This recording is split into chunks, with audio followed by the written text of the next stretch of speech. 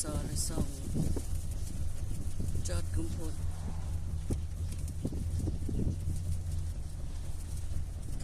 พระทหารมาเที่ยววันนี้เอารถอาวีออกมา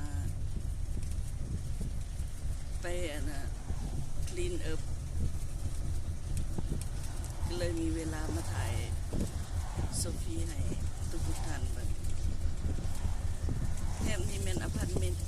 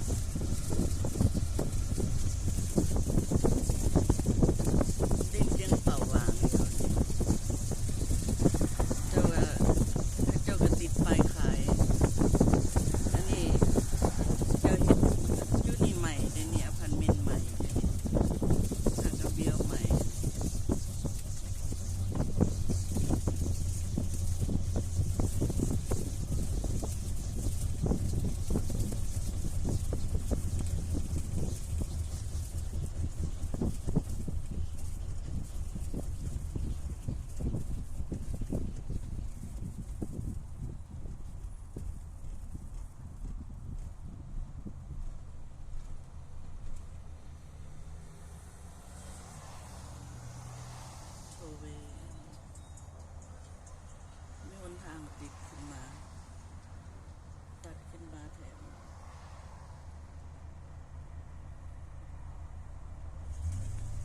เส้นจิกิซอ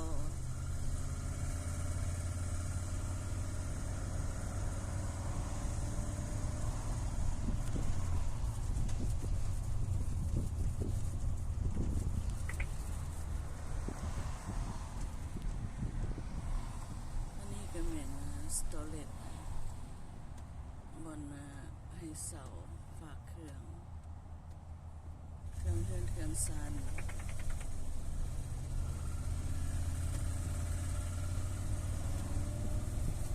บางห้องไทยอยู่ลุมก็แบบจอดรถได้ที่มีทางลงเสาจอดรถได้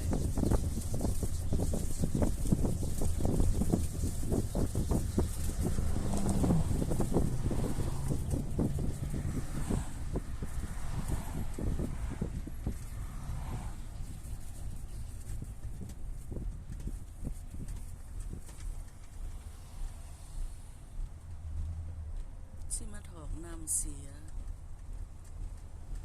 จากรถอาวี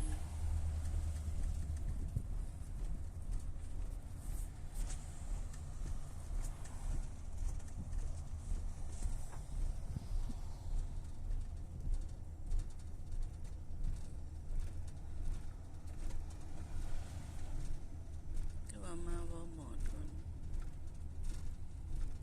บนช้อปปิ้งพลาซ่าบนซื้ออาหาร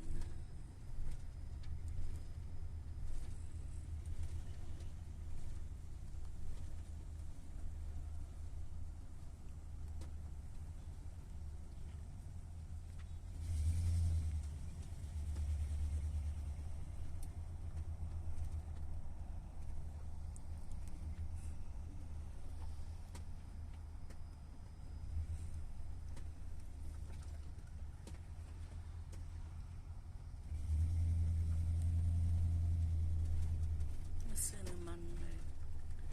ก็ไม่ได้เอารถออกมาซื้อน้ำมันด้วย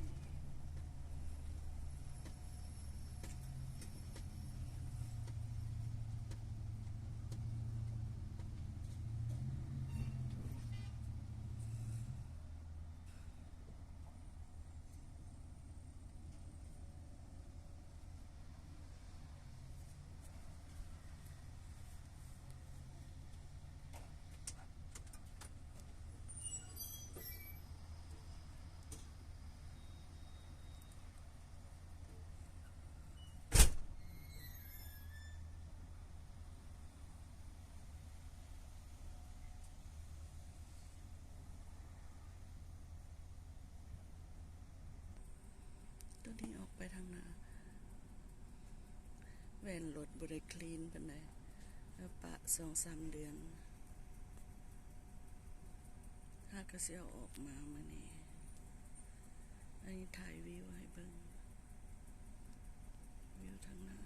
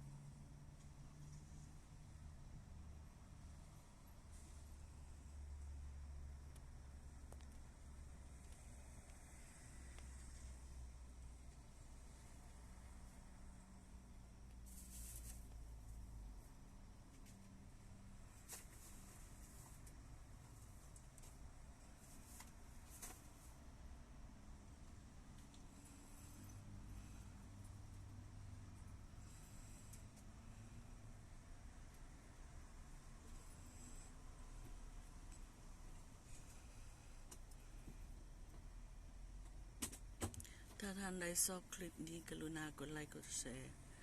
กด Subscribe ให้แก่ช่องแม่ตุยานางอลิเมนโซแอนช่องพอตูนางอลิเมนโซจอดกุมพลขอขอบใจสบายดี